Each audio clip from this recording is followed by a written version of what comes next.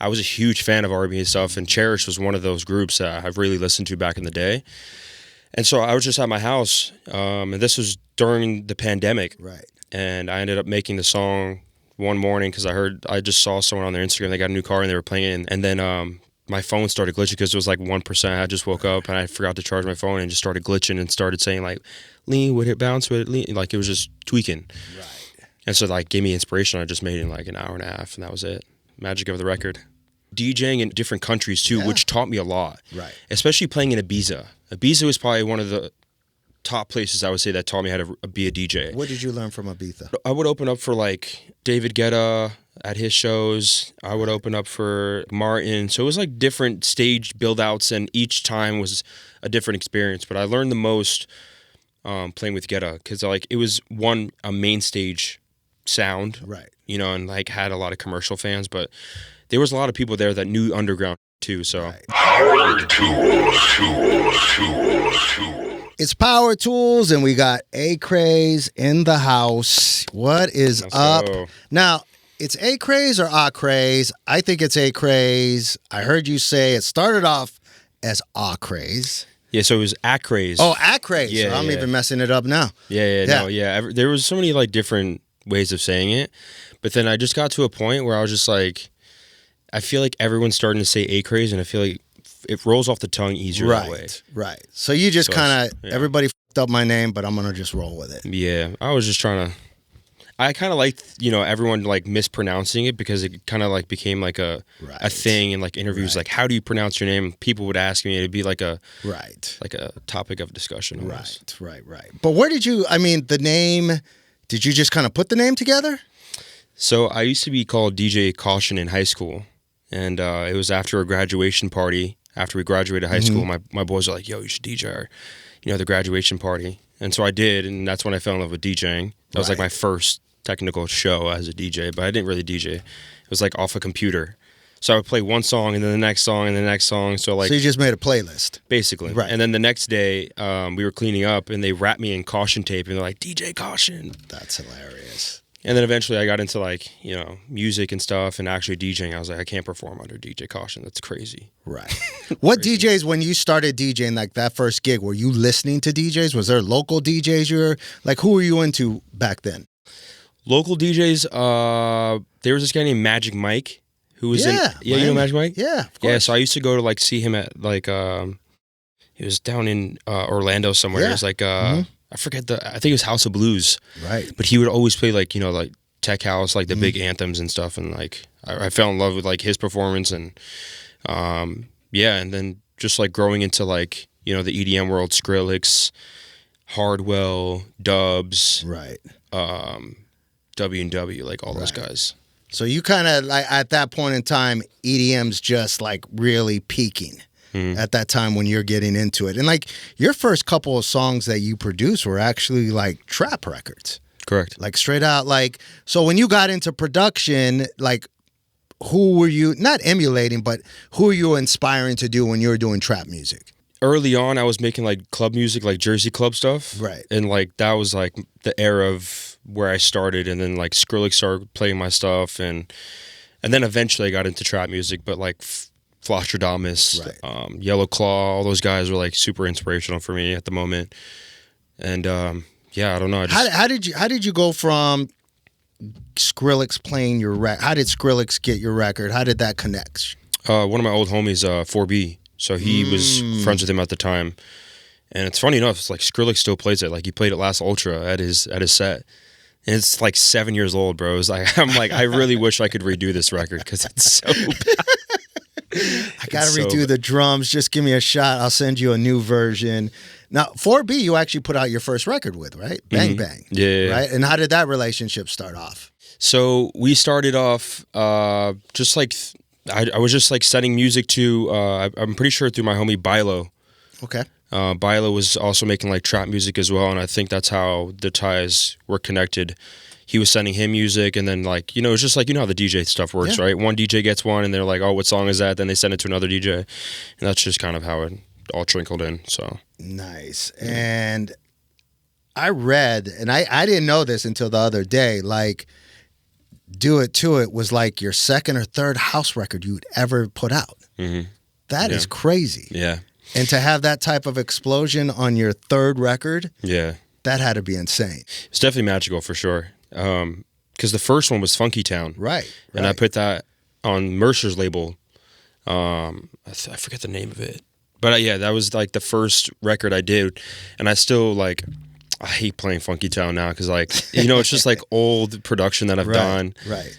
But yeah, Do It To was actually the second house song I put out. Or was it the third? Because Marco Polo was up there too, I think. Right, yes, yeah. It was either second or third. Yeah, it was probably the third. A lot of people, see, I say second because a lot of people think Funky Town, I think it got re-released after Do It To It, or it got promoted again. It got promoted again. Yeah, it got promoted again. Yeah. So they think that was like the follow-up. Some people thought that was the follow-up to Do It To It, which is, you know, which is crazy. But like, how did you know to... Like, where did you come up with the idea for that record? Because a lot of people didn't know the original record. I was one of them. Was it something from like when you were doing open format sets, you knew the record, or you just stumbled onto it? Yeah, I used to do open format back in the day. And like, that was like, you know, I started DJing before I was doing the electronic stuff. Like, you know, I was just getting booked to do like hip hop stuff, Latin reggaeton stuff, and then, you know, just like doing R&B. And then like, I was a huge fan of R&B and stuff, and Cherish was one of those groups that I've really listened to back in the day. And so I was just at my house, and this was during the pandemic. Right. And I ended up making the song one morning because I just saw someone on their Instagram. They got a new car and they were playing it in their car. And then my phone started glitching because it was like 1%. I just woke up and I forgot to charge my phone and just started glitching and started saying like, lean with it, bounce with it, lean. Like it was just tweaking. Right. And so like gave me inspiration. I just made it in like an hour and a half, and that was it. That was magic of the record. That's crazy. I mean, and like, I mean, who were the first 3 DJs you sent it to? So I would say Snake was definitely one of them. Right.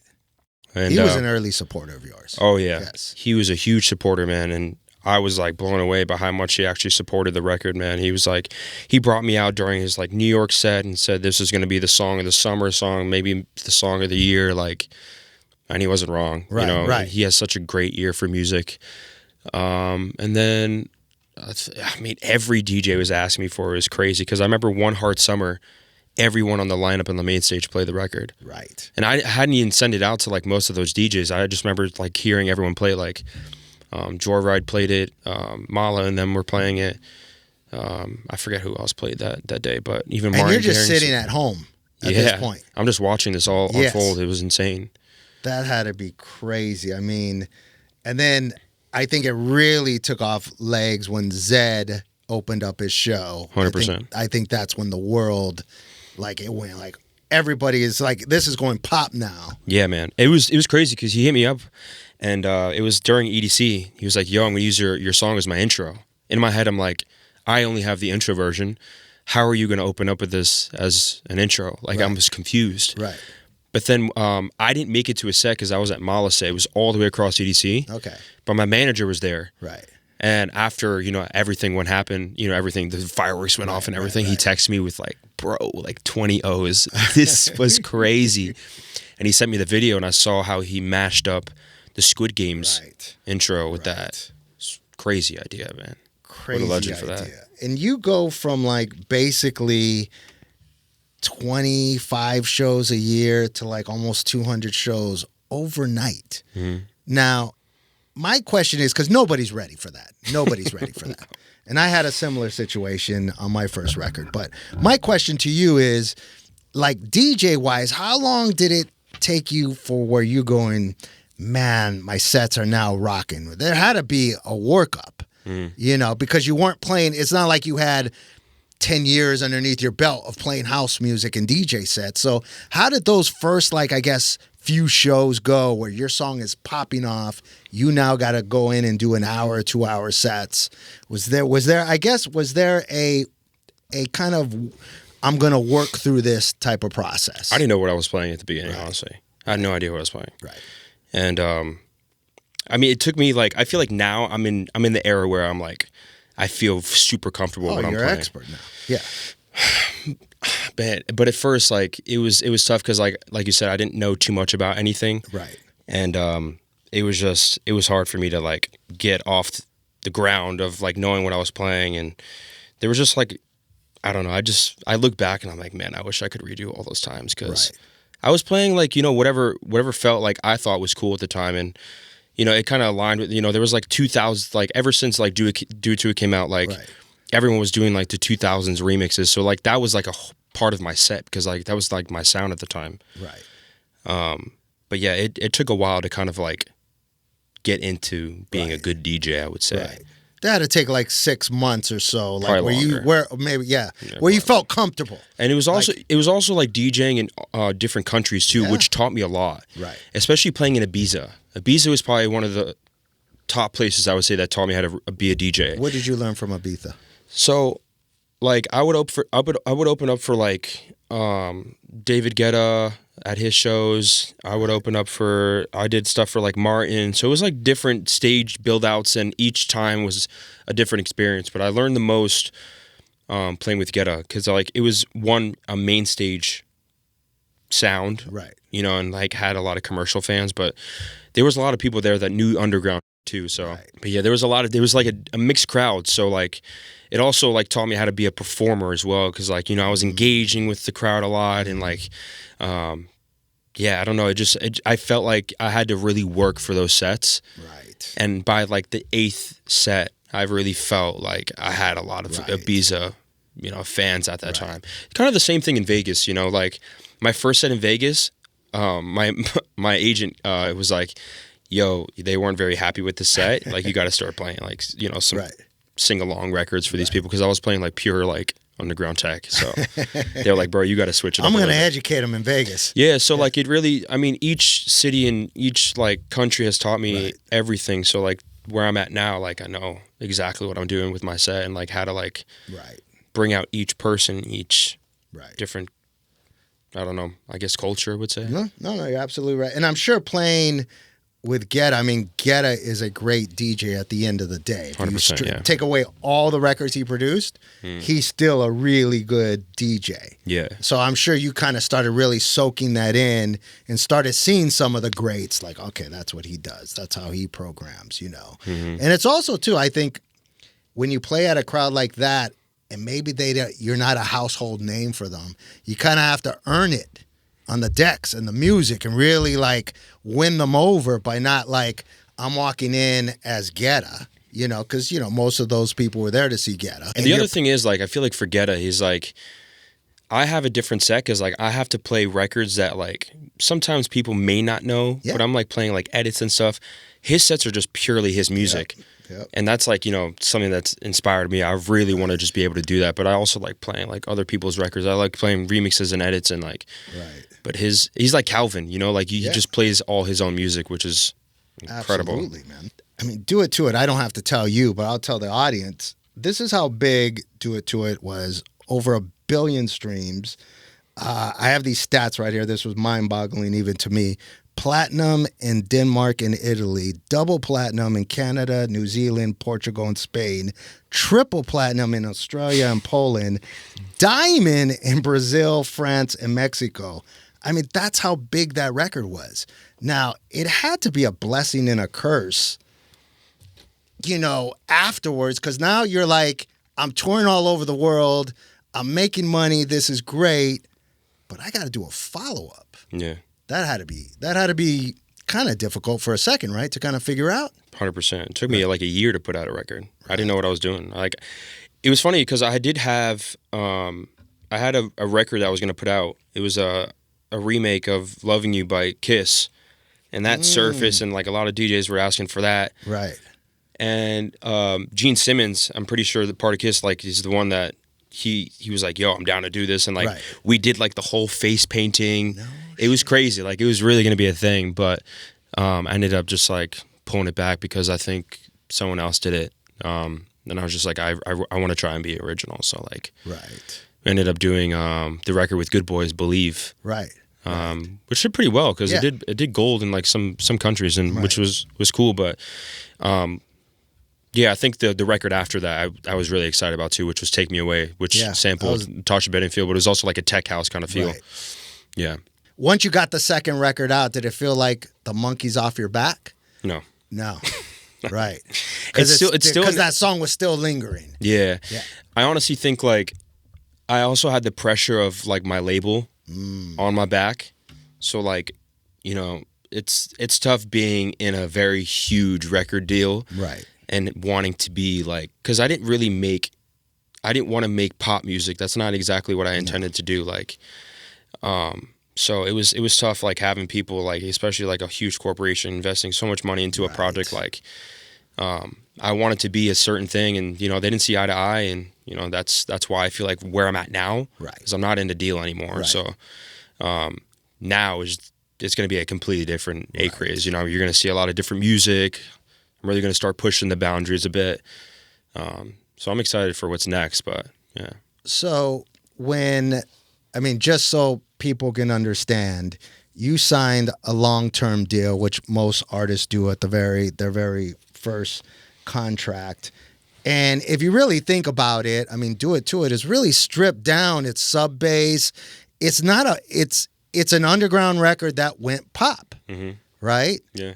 And I'm sure the label's like, we just gave you some money, go do 4 more of those. And you're like, first of all, I wasn't trying to make a pop record. Yeah. Right? And like, you're like, give them the next underground record. They're like, hey, I'm sure you had this yin and yang. We don't want to put that out, or we need another Do It To It. Yeah. So eventually you got to a point where you guys just, I guess, split amicably. Yeah, I guess that's the way to say it. It was in good terms too. Right. Like I think they understood like where I was heading. It just we didn't see eye to eye, you know. Right. So it worked out honestly, and I think like it was just for the best. That's why I think I noticed like even with the record with like Weston, I think that was on Catch and Release.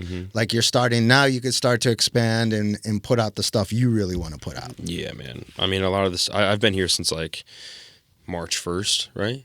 March 1st. And right. Bro, I've already made like 8 or 9 records, and they're crazy. Nice. Yeah, they're sick. Nice. I played a lot of them at my LA show the other night. Nice. At Academy. Right. They went dummy. Right. It was sick. That's dope. Now, so you probably have like a new sense, like it's back to like day one. Like you get to do exactly what you want to do right now. Yeah. This is what I should have done years ago. You know what's funny? Because like the labels don't really understand, because now I feel like all the music that's commercial comes from the underground first. Yep.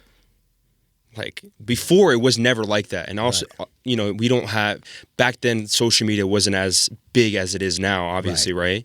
And like you could post a song on TikTok and then that's it, you know, like your career pretty much started that way. Like back then it wasn't like that. You had to, I don't know, there was like different tactics, but like I feel like now it's so much easier for like underground records to become so commercial. Right. And it really takes an artist it could be bad for them or really good, you know, because like it can take them into the mainstream, or it could like lead them into the underground. I mean, more into the underground. I don't know. It just depends on like the vision of the artist, but I feel like. Right. I mean, your records, like the record Apple Cider with Weston, I think that was the #1 tune on the Powertools Top 30 last year. Sick. I mean, how did that collab happen with Weston? I was just sitting at my house one day. I have like a bunch of synthesizers in my studio. I was using this. It's called a Moog Sub 37, classic synth. Love it. And I was just messing with it. I'm pretty sure you were there, right? My girlfriend was there. Right. She was just like watching me make it, and I did the vocal for it. And it says "I just want to go insane," but everyone thinks it says apple cider. And it's a whole thing. And I remember posting it. Everyone's like, "Why does it sound like apple cider?" And so that's why I called it apple cider. So, which is even more hilarious because now, you know, I'm like thinking like, this is hilarious. This is so cool. He called this song Apple Cider. He's saying apple cider, but it's like this dope underground track. But it's saying I'm going insane. I just want to go insane. Yeah, that's pretty funny. Yeah, and I mean. It was really cool because like the instrumental was like so stripped back, right? And I remember sending it to Tyler, and he was like, "Yo, this is sick." And then like, you know, his drum game is out of control. So yeah, his drums are insane. So he really took the record. So you started the record, sent it to him, and then you guys fleshed it out. That's awesome, man. Yeah. And at that point, you were out of your deal, right? We were working on it. Got it. Yeah, we were working on it. But I mean, the team just liked the record so much because it was doing well on IG and stuff like that. Right. Typical label stuff, but you know, yeah, it was just like, it was a really good record, and I think it like kind of showed a different side of what I was making. Yeah. And because like, you know, I'm so used to like, everyone thinks like, oh, he's like doing so much commercial stuff. So like doing something, and especially getting like Fisher support on it was really cool. So no, that was sick. Yeah. Let's talk about your remix of or your edit of Lady Gaga's Just Dance. I mean, let's do it. Every DJ was playing this record. I played it out. It fucking goes off. Where'd you play it at? I played it in San Diego. I played it in Portland. I mean, it's just, and I've even played it on Powertools, and the DMs go off. I know you guys were trying to push it as an official remix. Mm-hmm. Take us behind the curtain of like, when you do something on your own like that, and you know you're trying to push it, but maybe the label and you guys don't see eye to eye. What was the story behind that? So the idea behind the track to begin with was like, you know, I was talking to my manager. I was like, I really want some like more sing-along tracks in my sets, because like sometimes it can be just like, you know, underground records and just like really groovy stuff. So like, yeah, I just made this at the crib one day. It was like, took me 2 hours. And so you're just doing it for your set at first, as a DJ tool. Mm-hmm. Dope. Yeah, I mean, anyone remixing Lady Gaga doesn't really think they're gonna release it. Right. Got to be out of your mind. But unless you know her, you know of her. But luckily enough, I had like people from different angles. Like my boy Aaron from Snake's team was helping, like, you know, attack a certain way, and then we had like people from Interscope, you know, trying to, you know, get to her. And then eventually it became a thing. You know, like so many DJs were playing. We got so much analytics, so many videos, and like we packaged it all, and we gave it to Interscope, and they had a meeting about it. They all sat at a, you know, if you think about like what a table looks like with all these managers, you know, that's exactly what it looked like. So they were all watching it. They all read about it. They were all down for it. But I guess they just never pushed the finish line with her. So that was it. It's unfortunate, but it was a really good, I guess it like kind of like keeps like the aura behind it, like of it. I was just about to say that. It makes it, sometimes it makes it even cooler. Yeah, exactly. Not that everybody in the world has it. And if you do have it, like that's amazing. Mm-hmm. And the remix, I mean, you smashed it. Thank you, bro. Like, that's like, I mean, really, and I can understand, because a lot of records, like you said, they aren't sing-along. It's more like chant or somebody kind of doing a little rap. Mm-hmm. And the way you put it together, I mean, I think it was really, really dope. Yeah. I read when you first started touring that you couldn't wait to get out of your parents' house. You're like, I just want to get out of here. I'm going to. But once you started touring, you realize how important family time was. Mm-hmm. Talk to us a little more about that. Yeah. You know, just touring so much, like you can really just like, it's cool in the moment, right? Right. Touring around the world, going to different countries, eating different food every day, nice hotels, jets. And it's like, you have to find somewhere where you kind of like come back to ground zero, right? Right. You know, people say like, go outside and touch grass, you know, with your feet or something like that. Like I needed, after touring so much, and like obviously party on the road doesn't help as much either. Like just, just like being dumb on the road all the time. Right. I mean, it's like you're thrown in the deep end. So yes, you're going to be popping bottles. You're going to be doing all that. Oh, I did plenty of that. Trust. But you know, I just, you know, separated myself from my family because I don't know. I just like, you know, when I see success, like I'm delusional, man. I just like, I feel like, you know, even like when I first started producing, I had to like run away from home and stuff. Like my parents didn't believe in that shit. So like, you know, like being me being me, like I was, you know, I'm optimistically delusional. Like I wanted to step away from everyone, my entire family, and just like, you know, get to where I wanted to go, because like everyone's in the way in my head, you know. So in reality, they just want what's best for you, you know. In reality, you know, now they do, right? But before, it just didn't feel like that. So like I had to just step away from that. But you know, coming back and, you know, just like being with them, you know, whenever I'm not touring is like, it's special. You know, like my parents are getting old. You know, they see what I do every day. They're proud, and you know, I think I've accomplished what they wanted me to do in life. And you know, I think like now is time to just like kind of chill and take them on vacations and like, you know what I'm saying? Like that's Take something them I've to some always of the gigs. Yeah, you know, like bring them to shows and stuff. Like I brought my grandma to EDC once and she cried and stuff. It was a special moment. That's dope, man. You know, that's real. She didn't understand what I did. She never understood until like, cause she comes from Honduras. They're a very poor country. You know, they don't have a lot. Right. You know, they grow up on a farm, have a couple of chickens in the front yard, like a couple animals and shit. You know what I'm saying? Like it's a different life. But you know, I brought her in front of like 70,000 people screaming and chanting, you know, my name and shit. Like it's a different story, you know, and she's proud. It's a good feeling. I had a little bit of the same thing. My mom never understood for years what I did until I remixed Madonna. And she's like, oh, why would Madonna work with you? Like she couldn't even understand it. Mm-hmm. I'm like, Mom, I got nominated for a Grammy. You got nominated, like, but it took that name, like, so your grandma seeing 70,000 people, like, it becomes undeniable. Wait, that's actually cool. You got it nominated for a Grammy? Oh yeah, it was like it was before they had Remix of the Year. They had Remixer of the Year. So it was your body of work. I think this is 2001, 2002. That's incredible, bro. And I did like 3 Madonna remixes that year. That's incredible. And I had a couple. Amazing. Yeah. Didn't win, though. I think David Morales won that year. I forgot. Honestly, I forgot who won. And that's the same year I performed with Madonna at the Grammys. I was the DJ on stage for her. So it kind of, it was kind of a whirlwind of experience. But my mom did not understand anything I did. Yeah. They never really do until they're like in the moment with you. Right. Then they understand. Right. Well, and so you're like having your grandma there and like seeing it. Like it becomes undeniable, and that's really, really dope. So what does ACRAZE have cooking for the rest of 2026? You said you just worked on 8 new records. You got a new single, What You Do to Me. Mm-hmm. That's going to be dropping. What else you working on? Man, I got so much gas.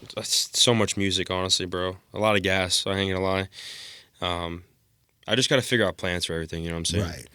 You know, I have this joke with my manager because, like, you know, now that we're out of, like, our label deal, I'm like, dude, we should just put everything on TuneCore or DistroKid and just let it ride. That's like an ongoing joke between all of us. He's sitting over there grinning, but he's like, he knows. But yeah, man, I got a lot of stuff cooking. I just put out a remixer, Travis Scott, like 90210 thing I did. That's been going crazy in, like, the college scene. Kids been asking and begging me for it, so... how to give that one away. I'm just doing a lot of free shit, you know what I'm saying? Like just giving out free downloads and like, you know, just letting the kids have fun with it. So you're going back to basics where it's all fun, no pressure, right? Yeah. So that's good. That's what it's been feeling like, you know, like in the studio, I've just been feeling like I've just been making whatever. There's like not a lot of pressure. Right.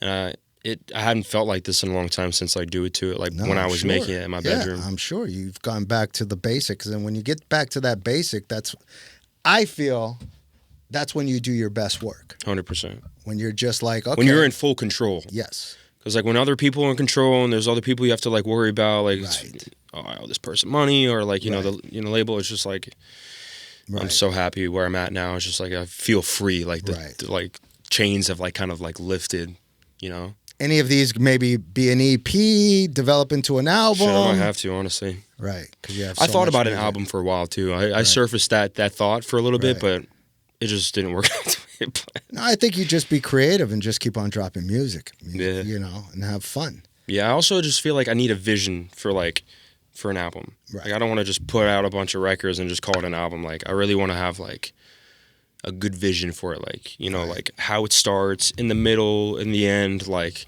I really want to write a story. So until I'm ready to do that, then I got to also stop touring so much if I'm going to do that. I'm touring way too much for that. Right. But you doing music on the road, that's not your thing? No, I do it every day. Okay. Oh, you do? Okay, even on the road. That's my girl, bro. She's there all the time. Right. On the airplane, in Ubers, hotel rooms, at home, cars, like everywhere. I'm addicted to it, bro. I love what I do, man. I don't take it for granted. So that's dope. Well, we're excited. I can hardly wait to hear all the new music. I got to send you some stuff for sure. Because, I mean, I could tell already just the last 2 or 3 things. I knew something changed. I could just tell the sound. I was like, it's underground. It's like fucking cool. I could tell. All right, he's having fun again. So I can hardly wait to hear the new stuff, man.